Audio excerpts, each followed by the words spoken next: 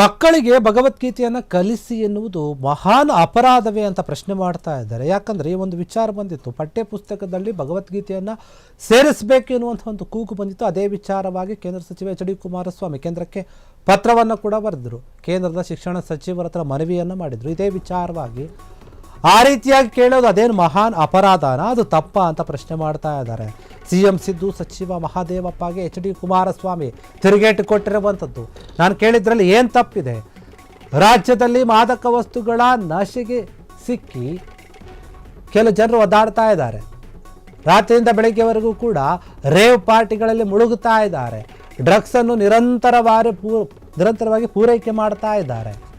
ಇಂತಹ ಸಮಯದಲ್ಲಿ ಇಂತಹ ಕೆಟ್ಟ ಪರಿಸ್ಥಿತಿಯಿಂದ ಯುವಕರನ್ನು ಸರಿದಾರಿಗೆ ತರಬೇಕಾಗಿದೆ. ತರೋಕೆ ಅಂತಾನೆ ವಿದ್ಯಾರ್ಥಿಯ ಒಂದು ದೆಸೆಯಿಂದಲೇ ಭಗವದ್ಗೀತೆಯ ಬೋಧಿಸಬೇಕು ಅಂತ ಹೇಳಿ ನಾನು ಮನವಿ ಮಾಡಿದ್ದೆ. ಇದರಲ್ಲಿ ತಪ್ಪೇನಿದೆ ಅಂತ ಕೇಂದ್ರ ಸಚಿವ ಎಚ್ ಡಿ ಕುಮಾರಸ್ವಾಮಿ ಪ್ರಶ್ನೆ ಮಾಡ್ತಾ ಇದ್ದಾರೆ. ಅವರನ್ನು ಟೀಕೆ ಮಾಡಿದವರು. ಈ ಬಗ್ಗೆ ತಮ್ಮನ್ನು ಟೀಕೆ ಯಾರು ಮಾಡಿದ್ರು, ಅಥವಾ ಮುಖ್ಯಮಂತ್ರಿ ಸಿದ್ದರಾಮಯ್ಯ ಅಥವಾ ಬೇರೆ ಬೇರೆಯವರು, ಎಸ್ ಸಿ ಮಹಾದೇವಪ್ಪ ಏನಿದ್ದಾರೆ ಅವರಿಗೆ ತಿರುಗೇಟು ಕೊಟ್ಟಿದ್ದಾರೆ.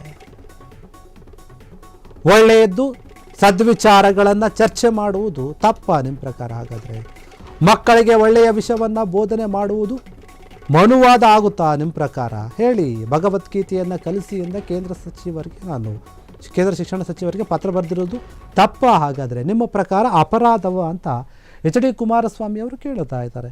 ಭಗವದ್ಗೀತೆಯಲ್ಲಿ ಯಾವ ರೀತಿಯ ಸಂದೇಶ ಇರುತ್ತೆ, ಭಗವದ್ಗೀತೆ ಏನು ಸಂದೇಶವನ್ನು ಸಾರುತ್ತೆ, ಅದು ಜೀವನದಲ್ಲಿ ಯುವ ಜನರಿಗೆ ಮತ್ತು ಈಗಿರುವಂತಹ ಜನತೆಗೆ ಯಾವ ಸಂದೇಶವನ್ನು ಕೊಡುತ್ತೆ ಅನ್ನುವಂಥದ್ದು ಎಲ್ಲರಿಗೂ ಕೂಡ ಗೊತ್ತಿರುವಂತಹ ವಿಚಾರ. ಅದಕ್ಕೋಸ್ಕರ ನಾನು ಭಗವದ್ಗೀತೆಯನ್ನು ಪಠ್ಯ ಪುಸ್ತಕದಲ್ಲಿ ಶಾಲೆ, ಕಾಲೇಜು, ಯೂನಿವರ್ಸಿಟಿ, ವಿಶ್ವವಿದ್ಯಾಲಯ ಎಲ್ಲ ಕಡೆ ಕೂಡ ಸೇರಿಸಿ ಅಂತ ಹೇಳಿ ಮನವಿ ಮಾಡಿದ್ದೆ ಕೇಂದ್ರದ ಶಿಕ್ಷಣ ಸಚಿವರಿಗೆ.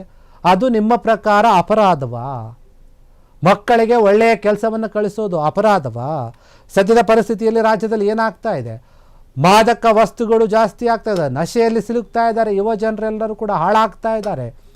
ಇಡೀ ರಾತ್ರಿಯಿಂದ ಬೆಳಗ್ಗೆ ತನಕ ಕೂಡ ಪಬ್ಬು, ಬಾರು, ಪಾರ್ಟಿ, ರೇವ್ ಪಾರ್ಟಿಗಳನ್ನು ಮಾಡ್ತಾ ಇದ್ದಾರೆ.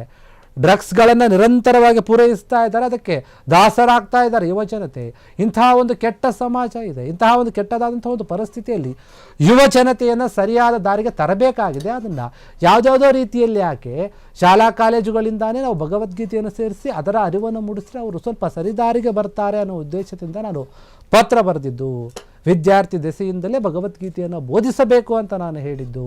ಇದರಲ್ಲಿ ತಪ್ಪೇನಿದೆ ಹೇಳ್ರಿ ಕುಮಾರಸ್ವಾಮಿಯವರೇ ಅಂತ ಕುಮಾರಸ್ವಾಮಿ ಅವರು ಕೇಳ್ತಾ ಇದ್ದಾರೆ ಸಿದ್ದರಾಮಯ್ಯ ಅವರಿಗೆ. ಇದರಲ್ಲಿ ತಪ್ಪೇನಿದೆ ಹೇಳಿ ಅಂತ ಕುಮಾರಸ್ವಾಮಿ ಅವರೇ ಕೇಳ್ತಾ ಇದ್ದಾರೆ ಸಿದ್ದರಾಮಯ್ಯ ಅವರಿಗೆ. ಈ ಬಗ್ಗೆ ನಮ್ಮನ್ನು ಟೀಕೆ ಮಾಡ್ತಾ ಇದ್ದಾರೆ. ಅದು ಟೀಕೆ ಮಾಡೋದು ಸರಿಯಲ್ಲ. ಸಚಿವ ಎಚ್ ಸಿ ಮಹಾದೇವಪ್ಪ ಕೂಡ ಮಾತನಾಡ್ತಾ ಇದ್ದಾರೆ. ಅವರಿಗೆ ತಿರುಗೇಟು ಕೊಟ್ಟಿದ್ದಾರೆ. ಒಳ್ಳೆಯ ವಿಚಾರವನ್ನು, ಸದ್ವಿಚಾರಗಳನ್ನು ಚರ್ಚೆ ಮಾಡೋದು ಒಳ್ಳೆಯದು. ಮಕ್ಕಳಿಗೆ ಒಳ್ಳೆಯ ವಿಚಾರವನ್ನು ಬೋಧನೆ ಮಾಡೋದು ಮನುವಾದ ಆಗಲ್ಲ. ಮನುವಾದ ಅಂತ ಹೇಳ್ತಾ ಇದ್ದಾರೆ ನನಗೆ. ನೀವು ಭಗವದ್ಗೀತೆಯನ್ನು ಕಲಿಸಿ ಅಂತ ಹೇಳಿ ಕೇಂದ್ರ ಶಿಕ್ಷಣ ಸಚಿವರಿಗೆ ಪತ್ರ ಬರೆದಿದ್ದು ಅಪರಾಧನ ನಿಮ್ಮ ಪ್ರಕಾರ? ಹಾಗಾದರೆ ಮಕ್ಕಳು ಒಳ್ಳೆಯವರಾಗಬಾರ್ದಾ? ಒಳ್ಳೆಯ ಅಭ್ಯಾಸಗಳನ್ನು ಕಲಿಬಾರ್ದಾ? ಭಗವದ್ಗೀತೆಯನ್ನು ಓದಬಾರ್ದಾ ನಿಮ್ಮ ಪ್ರಕಾರ? ಈ ರೀತಿಯಾಗಿ ಪ್ರಶ್ನೆ ಮಾಡ್ತಾ ಇದ್ದಾರೆ ಎಚ್ ಡಿ ಕುಮಾರಸ್ವಾಮಿ. ಸಿದ್ದರಾಮಯ್ಯ ಅವರೇ, ನೀವು ಏನು ಹೇಳ್ತೀರ? ನನ್ನ ಮನುವಾದಿ ಅನ್ನೋದಾದರೆ ನೀವು ಯಾರು? ಎಚ್ ಡಿ ಕುಮಾರಸ್ವಾಮಿ ಹೇಳಿದ್ರು ಸಿದ್ದರಾಮಯ್ಯ ಅವರಿಗೆ, ನಾನು ಮನುವಾದಿ ಆದರೂ ನೀವು ಮಜಾವಾದಿ ಅಂತ ಹೇಳಿಬಿಟ್ಟಿದ್ರು. ಈ ರೀತಿಯಾದಂಥ ಒಂದು ಹೇಳಿಕೆಯನ್ನು ಕೂಡ ಕೊಟ್ಟಿದ್ರು. ಹೀಗಾಗಿ ಸಿದ್ದರಾಮಯ್ಯ ಮತ್ತು ಕುಮಾರಸ್ವಾಮಿ ನೋಡಿ ಈ ಒಂದು ವಿಚಾರವಾಗಿ ವಾಗ್ವಾದ ನಡೀತಾನೇ ಇದೆ. ಈಗ ಪ್ರಶ್ನೆ ಮಾಡ್ತಾ ಇದ್ದಾರೆ, ನೀವು ನಾನು ಪಠ್ಯಪುಸ್ತಕಗಳಲ್ಲಿ ಭಗವದ್ಗೀತೆ ಸೇರಿಸಿದ್ದು ಅಪರಾಧ, ತಪ್ಪು ಅನ್ನೋದಾದರೆ ಆಗ ನಿಮ್ಮ ಪ್ರಕಾರ ಏನು? ಯಾಕಂದ್ರೆ ನಿಮ್ಮ ಪ್ರಕಾರ ಏನು ಸೇರಿಸಬೇಕು? ಮಕ್ಕಳು ಶಾಲಾ ಕಾಲೇಜುಗಳಿಂದಾನೇ ಒಳ್ಳೆಯ ಬುದ್ಧಿಯನ್ನು ಕಲಿಯೋದು, ಒಳ್ಳೆಯ ಒಂದು ಸದ್ಗುಣಗಳನ್ನು ಕಲಿಯೋದು ನಿಮ್ಮ ಪ್ರಕಾರ ಅಪರಾಧನ, ಅಥವಾ ನಾನು ಕೇಳಿದ್ದ ಅಪರಾಧನ? ಹೇಳಿ, ಉತ್ತರ ಹೇಳಿ ಅಂತ ಅವರಿಗೇನೆ ತಿರುಗಿ ಪ್ರಶ್ನೆ ಮಾಡಿದ್ದಾರೆ. ಸರಿಯಾದ ರೀತಿಯಲ್ಲಿ ತಿರುಗೇಟನ್ನು ಕೊಟ್ಟಂತೆ ಕಾಣ್ತಾ ಇದೆ. ರಾಜ್ಯದಲ್ಲಿ ಏನಾಗ್ತಾ ಇದೆ ಅನ್ನೋದು ಗೊತ್ತಿದೆ. ಹೊಸ ವರ್ಷ ಹತ್ತಿರ ಆಗ್ತಾ ಇದೆ. ಕೋಟ್ಯಾಂತರ ರೂಪಾಯಿ ಬೆಲೆ ಬಾಳುವಂಥ ಒಂದು ಮಾದಕ ವಸ್ತುಗಳು ಪತ್ತೆ ಆಗ್ತಾ ಇವೆ. ಯುವ ಜನರು ಹಾಳಾಗ್ತಾ ಇದ್ದಾರೆ. ಪಾರ್ಟಿಗಳು, ಪಬ್ಗಳು ಅಂತ ಮದ್ಯಪಾನ, ಧೂಮಪಾನಕ್ಕೆ ದಾಸರಾಗ್ತಾ ಇದ್ದಾರೆ. ಇವೆಲ್ಲದರಿಂದ ದೂರ ಆಗಲಿ, ಒಳ್ಳೆ ಬುದ್ಧಿಯನ್ನು ಕಲೀಲಿ ಅಂತ ಹೇಳಿ ನಾನು ಸೇರಿಸಿ ಅಂತ ಕೇಳಿದ್ದು. ಆದರೆ ನೀವು ನನಗೆ ಮನುವಾದಿ ಅಂತೀರಾ ಅನ್ನುವಂಥ ರೀತಿಯಲ್ಲಿ ಮಾತನಾಡಿದ್ದಾರೆ ಎಚ್ ಡಿ ಕುಮಾರಸ್ವಾಮಿ.